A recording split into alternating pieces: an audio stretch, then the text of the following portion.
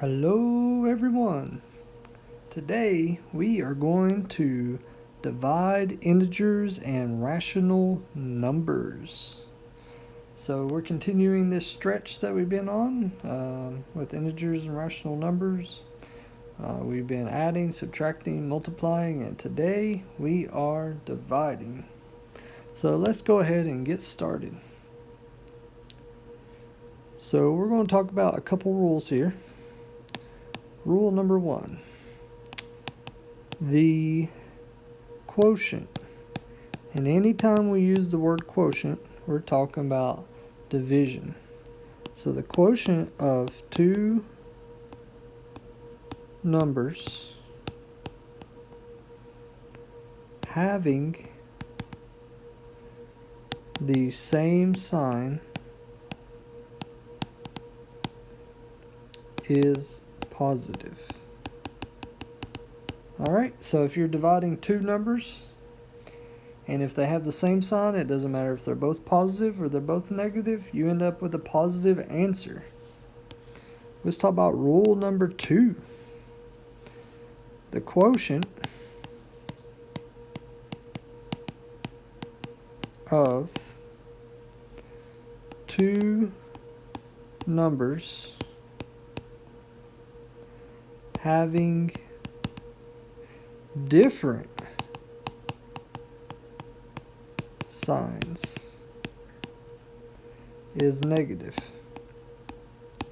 Alright, so if we take a positive number and we divide by a negative number, we get a negative answer.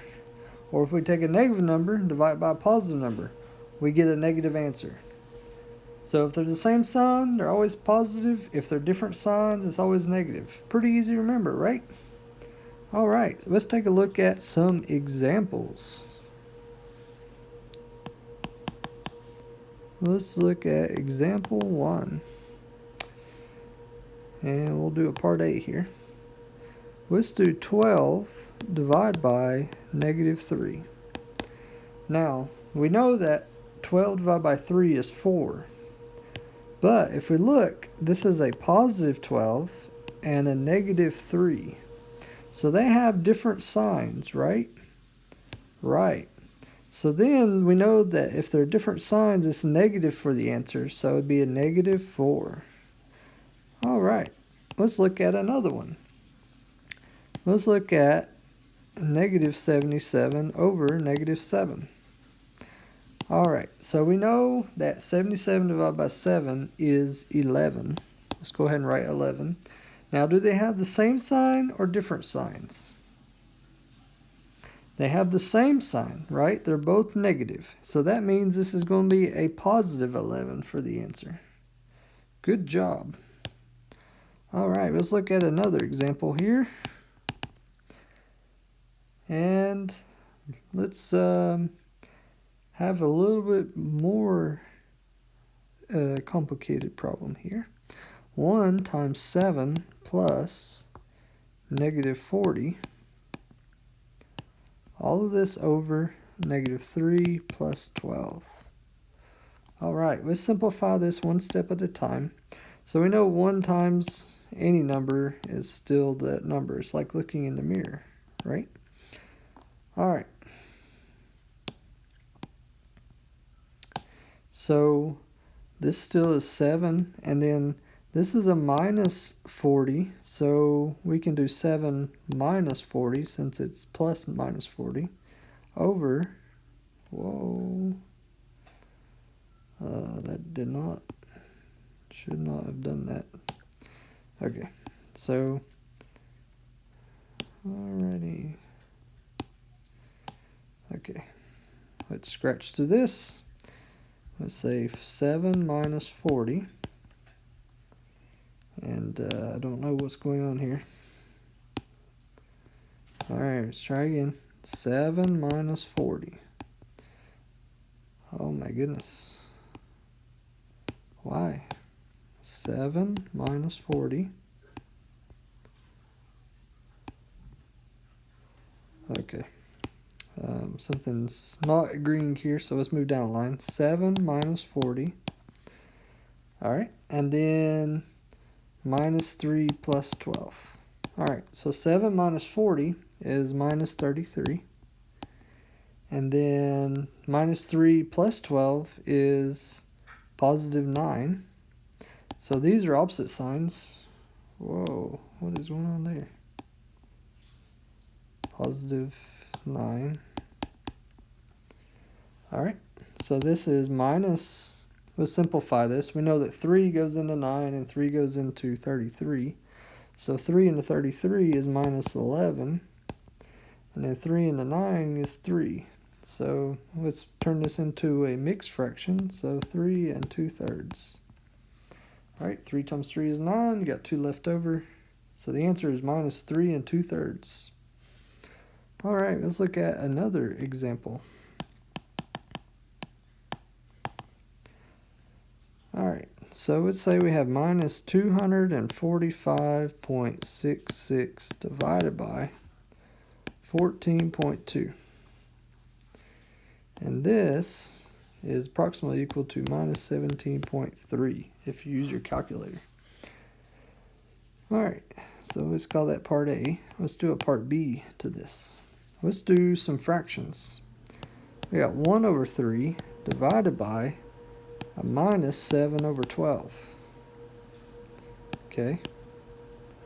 So we know that when we divide fractions, we flip the other one on the right. So 1/3 times minus 12 over 7. Alright, so minus 12 over 21. And we know this is minus 4 over 7. Okay, these are opposite signs. This is a positive 1/3 and a negative 7/12. So we know the answer is going to be negative. Okay, and earlier in part A, we know that this was negative and then this was positive. So we know our answer has to be negative. Alright, let's keep moving here. Alright, so let's talk about the Pentagon in D.C. So the Pentagon in Washington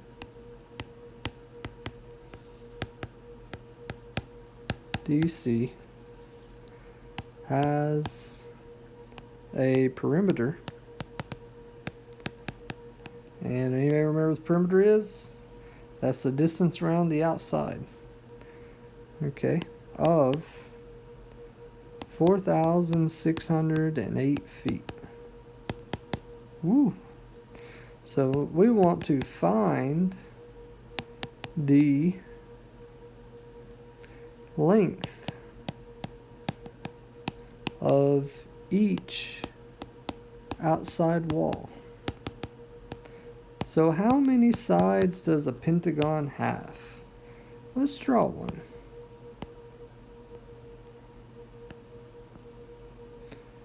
Looks like a house. And this is not exactly a pentagon, but you have to imagine. So we have 1, 2, 3, 4, 5 sides. So what we have to do then is we take the 4,608 and divide by the 5 sides to find out the length of each side. And all 5 sides are equal. So if we do this in our calculator, we get 921.6. Alright, let's look at another example.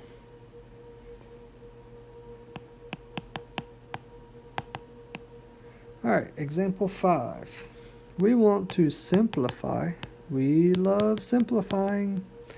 We want to simplify 24 plus 6x over 3. Alright, so we know we can rewrite this as 24 plus 6x in parentheses divided by 3. And so we know that this is the same as 24 plus 6x times 1 over 3. And if we use the distributive property,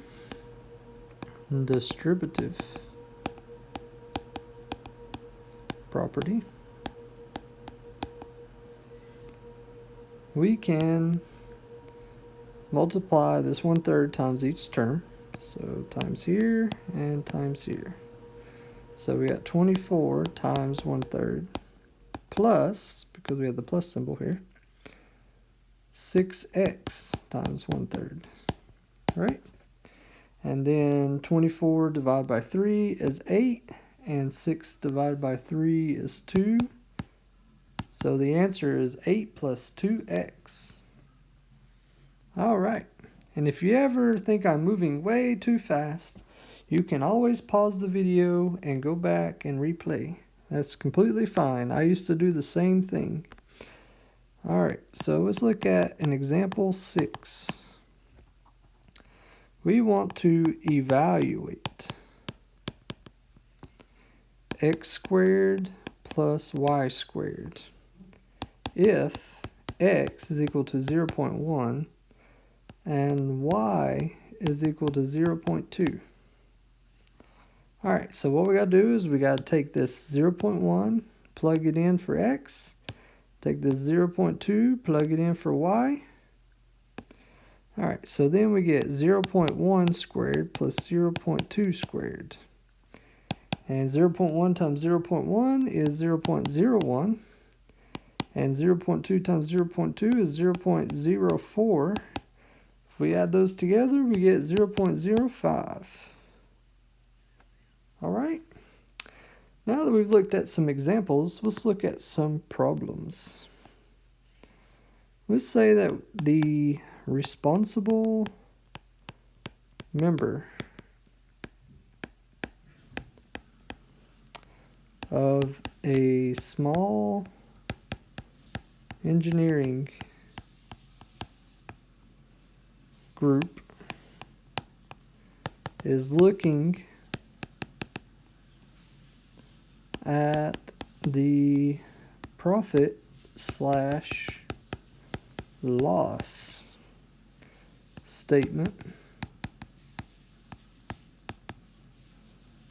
for the past quarter. Okay. And the profit for, in income for the last quarter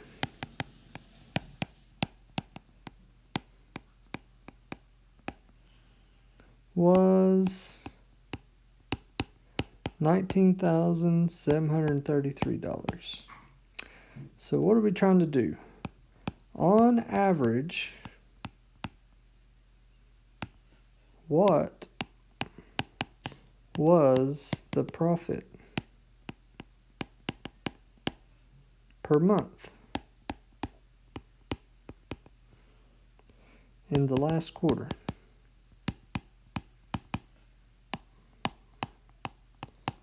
All right, so we're trying to find the average per month.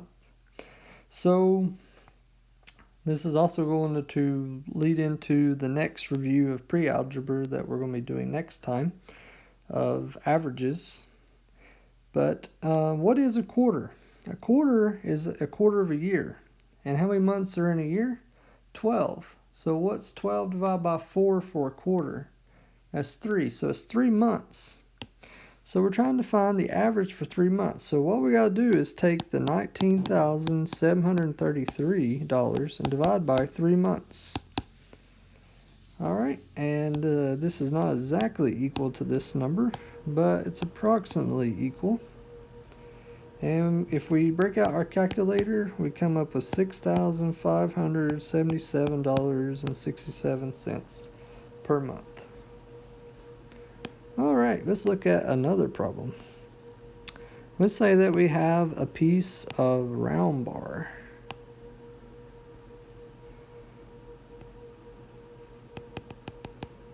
And we are going to chop this thing into several pieces.